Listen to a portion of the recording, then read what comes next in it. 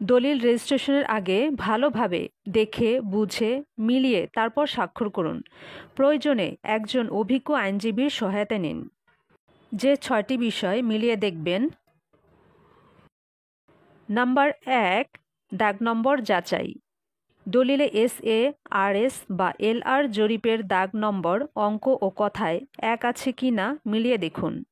11 নম্বর কলামে খতিয়ান ও holding number ঠিক আছে কি না যাচাই করুন। প্রয়োজনে নকশার সঙ্গে দাগ নম্বর মিলিয়ে নিন। 2, জমির অবস্থান বা লোকেশন সঠিকভাবে দেওয়া আছে কি না 15 নম্বর কলামে থাকা হাত নকশা দেখে বুঝে নিন জমিটি দাগের কোন দিকে অবস্থিত।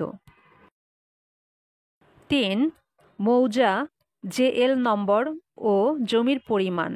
2 নম্বর কলামে মৌজার নাম, JL নম্বর এবং জমির পরিমাণ অঙ্ক ও কথায় ঠিকমতো লেখা হয়েছে কিনা তা নিশ্চিত হন। 4, জমির চৌহদ্দি বা বাউন্ডারি। 12 নম্বর কলামে জমির চারপাশে কি রয়েছে তা পরিষ্কারভাবে লেখা হয়েছে কিনা খেয়াল করুন। 5, মালিকানার হিস্সা নির্ধারণ। একাধিক বিক্রেতা বা ক্রেতা থাকলে 8 ও 9 নম্বর কলামে কার কত অংশ তা নির্দিষ্ট করে লেখা আছে কিনা যাচাই করুন। বিক্রেতা তার অংশের চেয়ে বেশি জমি হস্তান্তর করেছে কিনা তা নিশ্চিত হতে হবে। 6, মামলা বা আদালতের ডিক্রির তথ্য। জমিটি যদি কোনো মামলার রায়ের ভিত্তিতে অর্জিত হয়ে থাকে তবে 7 নম্বর কলামে আদালতের নাম, মামলার নম্বর ও রায়ের বিবরণী সঠিকভাবে উল্লেখ আছে কিনা তা দেখুন। জমির সর্বশেষ জরিপ থেকে 25 বছরের মালিকানার ধারাবাহিক বিবরণ উল্লেখ আছে কিনা নিশ্চিত করুন।